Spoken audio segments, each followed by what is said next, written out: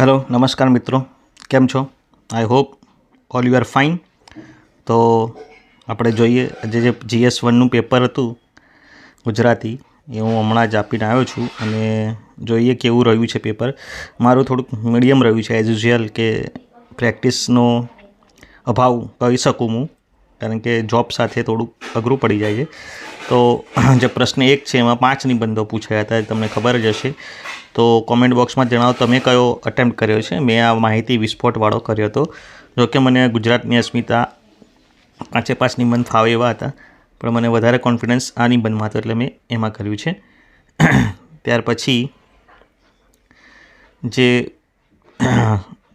વિચાર વિસ્તાર હતો એમાં સાચું જ્ઞાન વિચારવાથી નથી મળતું, તમે જે છો એ છે એ તે છે જે તમે બનો છો. શ્રી અરવિંદો અને જે સહયોગી જે માતાશ્રી હતા એમનું આખું વાક્ય કોટેશન મૂક્યું છે, તો મેં એ કર્યો હતો.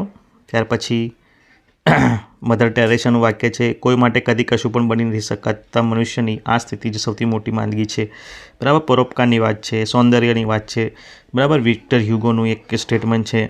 પછી તમે જુઓ તો આ આખું બહુ મોટો જ, બરાબર, 1/3 ભાગમાં કરવાનું હતું, 150 વર્ડ્સમાં. તો મોટો પેરેગ્રાફ હતો, આપણે એ બી અટેમ્પ્ટ કર્યો હતો મેં પણ. બરાબર. ત્યાર પછી આ ઇતરા જે છે, ઇતરા બહુ મોટો, તમે જુઓ કેટલો મોટો પેરેગ્રાફ હતો.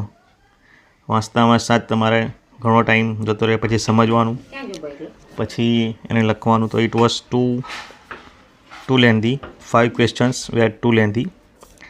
ત્યાર પછી ઈસરોના પ્રમુખ શ્રીવાળું આ પૂછાય એવું હતું, શક્યતા હતી, એટલે થોડુંક બેઝિક નોલેજ બેઝડ લખ્યું છે. પરફેક્ટ આપણને લગભગ કશું ફાવે ને, બહુ જ જબરદસ્ત પૂછ્યો. પછી આ સામાજિક ન્યાયની અધિકારીતા કિન્નરો માટેનું જે યોજનાઓનું હતું, એ તમે યોજનાઓના સંપર્કમાં રહ્યા છો તો તમને આવડ્યું હશે. મેં પણ આ લખ્યો હતો.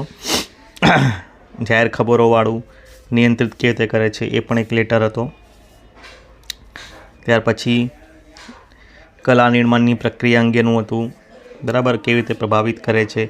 એક ચિત્ર હતું, મેં અહીંયા બાળપણનું જે છે, આપણું બાળપણ, એના વિશે લખ્યું હતું. ત્યાર પછી ગુજરાતી પ્રસિદ્ધ ચિત્ર વિચિત્ર મેળાનું અહેવાલ લખાયો હતો. મેમરી બેઝ બધું લખવામાં આવ્યું છે. તો overall paper is medium for me. બરાબર. ચલચિત્રોના ઇતિહાસનો પ્રશ્ન પૂછાયો છે. પછી એક મોટી કવિતા પ્રોમોગેટ, બરાબર, પૂછાઈ છે, એનો તમારે અનુવાદ કરવાનો છે. બરાબર. ઓવરઓલ જોઈએ તો રૂઢિપ્રયોગો પણ બહુ જ ટફ મને તો લાગ્યા બધા જ. ઓકે. રૂઢિપ્રયોગો તમારે જે સાચા અર્થ ખબર હોય, અત્યારે પોઈન્ટ પ્રશ્ન તેના બધા જ, તો કોમેન્ટ બોક્સમાં જણાવતા રહેજો. બાકી આપણે આપણી રીતે લખ્યા જ છે. બરાબર. તો કોમેન્ટ બોક્સમાં મસ્ટ છે તમારું પેપર કેવું રહ્યું, હાઉ વોઝ ધ પેપર. બરાબર. પેપરની લિંક હું અહીંયા મૂકી દઈશ. પેપર અહીંયા PDF આની અંદર મૂકી દઉં છું, એટલે તમને ડાઉનલોડ કરો તો તમે કરી શકો. કાલના પેપર માટે ઓલ ધ બેસ્ટ. આજે જે થઈ ગયું એ થઈ ગયું, સમજીને ભૂલી જઈએ. ચલો મળીએ ફરીથી આવતા કાલના પેપર માટે તમામ મિત્રોને ફરીથી ઓલ ધ બેસ્ટ.